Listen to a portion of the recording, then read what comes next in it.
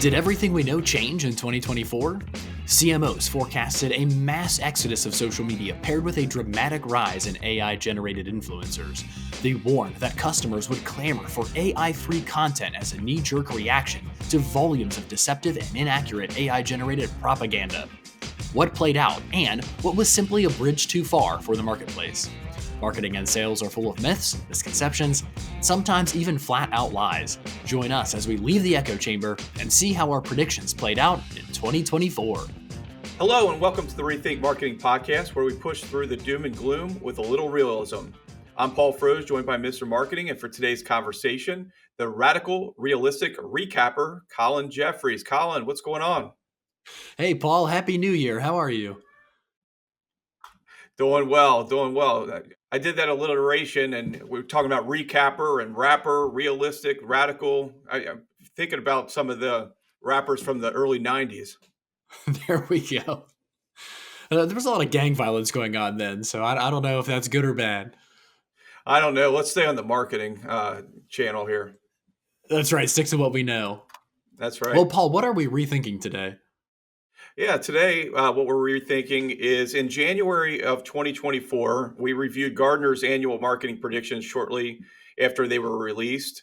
And we did a little bit of our own thoughts into what this year would realize and predict. And some of these predictions are good, but some of them were really, really off. And love to get into the conversation about each of these predictions and recap what we talked about 11 months ago. That sounds like a plan. So, Gartner made 5 predictions. The first was that AI will increase creative talent spend. Prediction 2, CMOs will start guarding brands against deception unleashed by Gen AI. Prediction 3, 50% of consumers will significantly limit social media usage. Prediction 4, acoustic brands will differentiate by being AI free. And prediction 5, AI will reduce brand visibility in SERPs. So, prediction number 1, AI will increase creative talent spend. Paul and I agreed with this. If you go back and listen to the episode in January of 2024 versus January of 2025, we said, yes, this is probably true. The results are difficult to actually nail down, but Influencer Marketing Hub and eMarketer both predicted increases over 2023, mid-year 2024, but the amount's just not specific, and obviously they didn't agree. But I think we've got that one right, Paul. What do you think? I agree. I agreed then. I agreed now. I think that we really hit the nail on the head there when it comes to these, looking at Influencer Marketing Hub and eMarketer, very credible sources when it comes to our research and validating our predictions earlier in the year. All right, we talked about prediction number 2. CMOs will start guarding brands against deception unleashed by Gen AI. So back in January, we talked about most marketing leaders that we talked to are struggling to find and figure out how to start using AI at the basic level. There are definitely frustrations and hallucinations, but we weren't quite yet seeing panic over widespread deception at that point. It seems like more of a 2027 type of concern. And, looking at the results, looking at Coca-Cola unleashing their holiday commercial using generative AI and getting ahead of it with Christmas commercial. Obviously, with that, there's a lot of backlash everywhere with consumers, really having a hard time understanding why Coca-Cola was using generative AI and the polar bears and everything that I've read were always not real, but then using people utilizing AI in those commercials, everybody's really unleashing on Coca-Cola for that. What do you think, Colin? Candidly, I think it's a really good PR move on Coca-Cola's part. Some national brand had to be the first to jump in and come out with a well done. I think Coca-Cola invested in the right agency partners. I think they did a good job with the production and everything. Think of all the free press that they're getting by being basically first to market with a fully AI generated commercial that they're running on national TV. So I think it's a great PR move from Coca-Cola's perspective.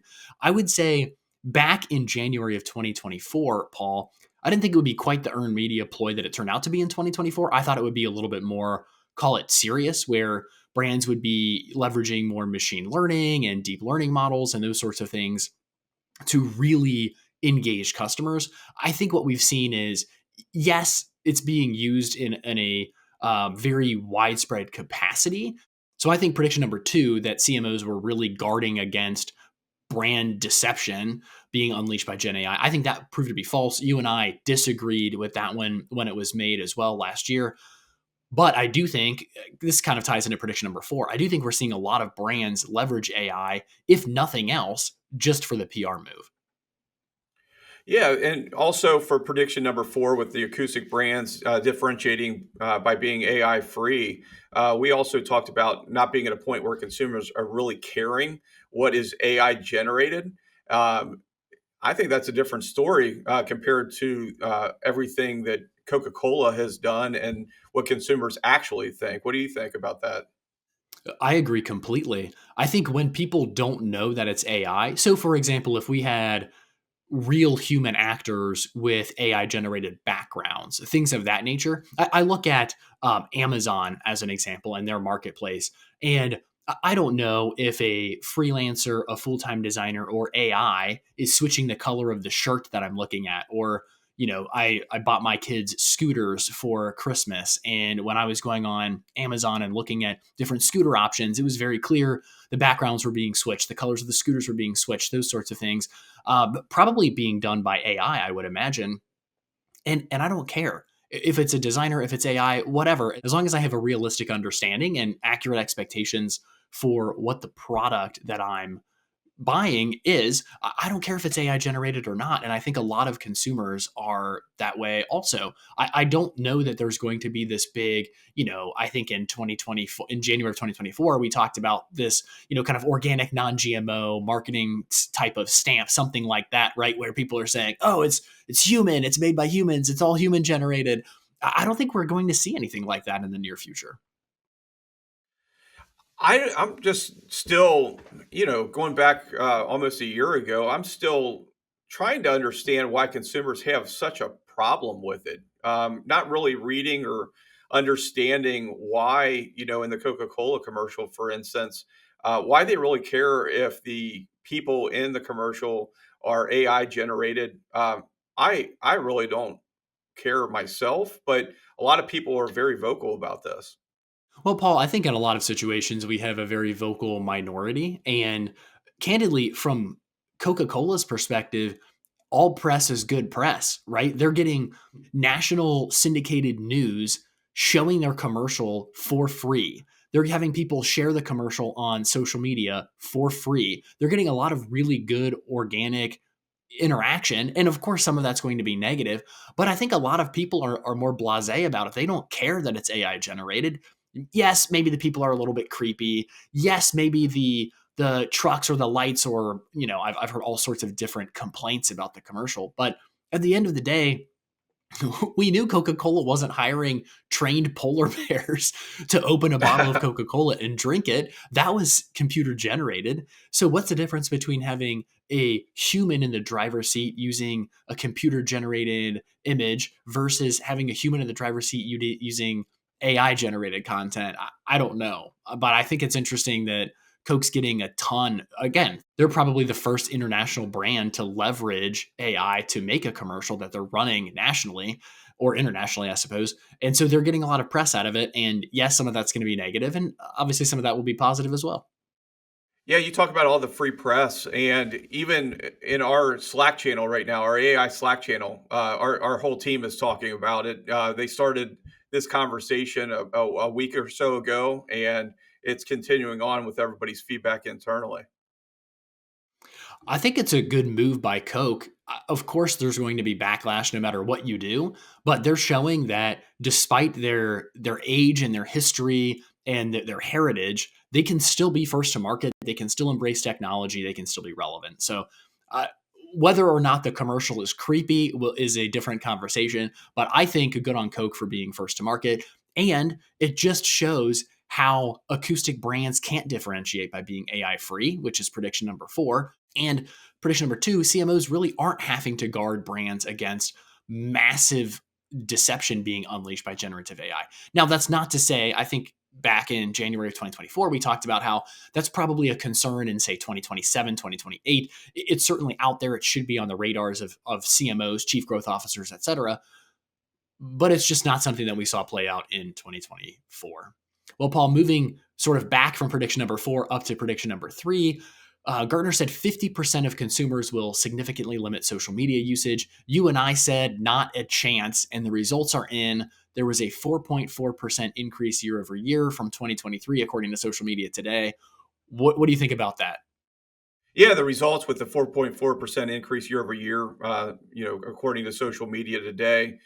With that, I also did a little bit more research to see about not just limiting or increasing usage, but also went a step further. Smart Insights Digital Marketing talks about an 8% growth or 320 million users worldwide that are now on social media. So I know that's not really what the prediction was, but social media is growing to even more users year over year, not just the increase in usage.